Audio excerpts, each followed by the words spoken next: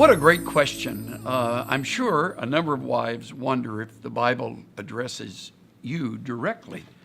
And the answer is several times.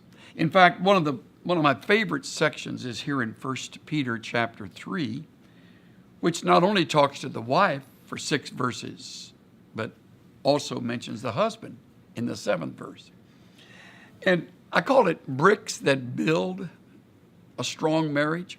I find 3 or 4 bricks here that we can stack on one another that'll make your marriage stronger.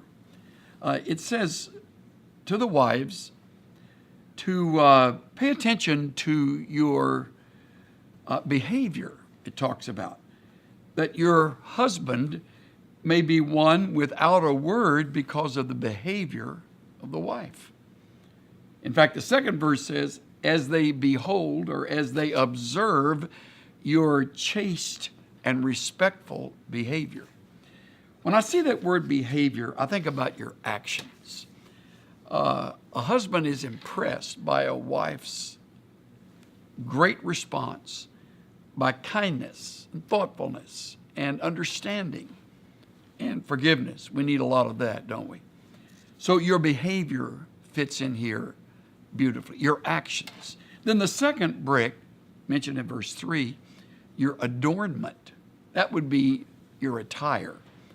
Don't let it be external only. You know, it's so easy for women these days to focus your main attention on how you look. Is this in style? Some fashion that you're caught up in? And nothing wrong with that. I don't think a wife ought to look like an unmade bed. I think she ought to be attractive, ought to keep herself attractive, but not just that, but to pay attention to the inner person, the beauty of your inner life. So we have the first brick, your actions, and the second one is your attire, your adornment. Third would be your attitude. You knew I'd mention that. Nothing like a great attitude, called here the hidden person of the heart, the imperishable qualities of a gentle and quiet spirit. It doesn't mean you're mousy. It doesn't mean that you're downtrodden. It means you're gentle, and it means you think before you speak. All of this reveals your attitude toward life and toward your husband, really toward yourself. When you have real self-respect, an attitude flows a lot more easily. Finally, it talks to the wife about the attention you give to your husband. In fact, it said Sarah obeyed Abraham, calling him Lord.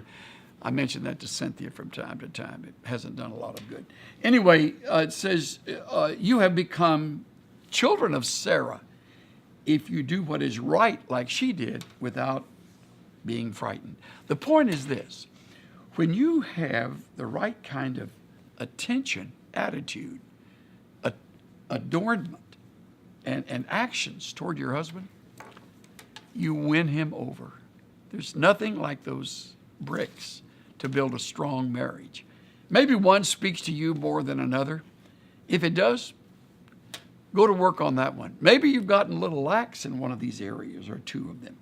So pay attention to that. When you do, it's amazing what it'll do to build a strong marriage.